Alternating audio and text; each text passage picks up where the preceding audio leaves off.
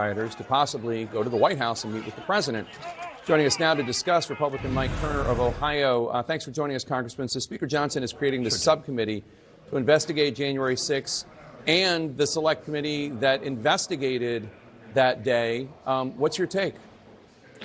Well, there certainly are things to investigate, Jake. But I think January 6th is one of those days where I think almost all Americans' hearts break, in both the visions of people physically breaking into the Capitol, people actually assaulting police officers. The scope, I think, of Trump's pardons were unexpected. As we certainly know that there are people who did unexpectedly end up in the Capitol, who were peaceful, who were prosecuted politically, and there certainly has been just, that day has been used for political purposes. We had, of course, the Pelosi's January 6th select committee that was very, very political. There are things to continue to investigate, but at the same time, I think we're seeing really from both sides a great concern that doesn't really represent what I think the American people see that day and their concerns. The people who broke into the Capitol, vandalized it, attacked cops, attacked Capitol Hill police, they were pardoned. Do you have an issue with that? I think that was very unexpected, and certainly, yes, I do. Many people do, and I think the sweeping nature of it certainly was unexpected. Do you have any idea who the House Freedom Caucus members are going to be inviting? Because obviously there is a significant difference between some grandma who got swept up in it all and was trespassing, and maybe some people feel like the prosecution of her was overzealous, and the leaders of the Proud Boys or the Oath Keepers or people who physically were attacking police, and there's video of it. And I'm not the one not distinguishing among them. The president is the one who didn't distinguish among them. Right, but also, Jake, remember, though, the Department of Justice, it viciously prosecuted individuals, some of which ended up in the Capitol not even knowing how they ended up there or that there had been any violence whatsoever. There were people there was such an injustice in how they were prosecutors who rightly deserved a pardon. And the fact that January 6th has been used so politically is really continues the travesty. And so certainly, as we look to this sweeping pardon, it certainly does, I think, provide some continuation of the concern of what was expected. You say it's been used politically. I mean, it was an event incited based on lies about Trump not having lost the election, and they were there to stop the counting of the electoral votes. I mean, it is inherently political. The entire point of it was to stop a peaceful political process. Jake, I think, like I said, I think for the American public, their heart breaks at this, that it continues on both sides to see this as just a politicization. I absolutely agree that there are individuals who deserved to be pardoned, that there was a travesty of justice, that the Department of Justice had weaponized January 6th and pursued people who did not deserve to be prosecuted and should not have been prosecuted. I'm so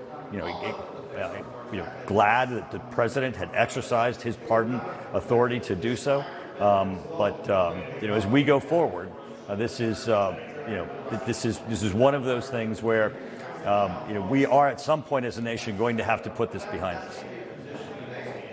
I don't hear you condemning the fact that people who are beating up Capitol Hill police officers who literally would lay down their lives to protect you and your family. I don't hear you expressing concern that they were pardoned, but let's move on. Jake, actually, I did. You did hear me say that. Okay. You did actually hear me say that.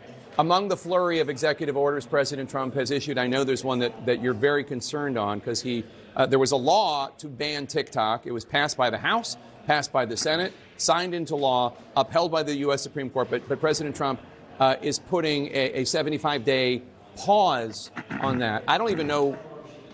I didn't even know that a president could do that. But what's your reaction? Well, there's a great editorial in the Wall Street Journal today, I think, that encapsulates what you just said. This is a law that was passed by Congress and signed by the President of the United States, and it includes dates and actions that need to be taken in order for a sitting president to have an ability to pause its effect. And that is that ByteDance, the owner of TikTok, begin the process of being able to disinvest from TikTok. Now, ByteDance has said they will not do so, and I believe it's because they don't really see it as a business. I believe that it is used by them as a propaganda tool. I have grave concerns that it's a national security risk, that the access to data and other apps on equipment, phones that the apps could be on are at risk. That's why many governments around the world have banned TikTok from being used on their equipment. Even India has banned TikTok in its country, and we had begun the process of requiring disinvestment. I think this national security threat is a real one. This law that we passed needs to be enforced, and China's interest in TikTok needs to be divested.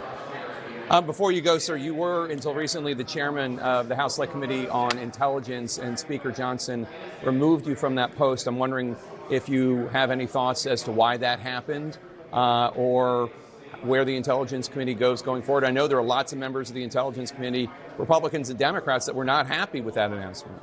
Right, yeah, and Jake, you and I spoke about that just shortly after.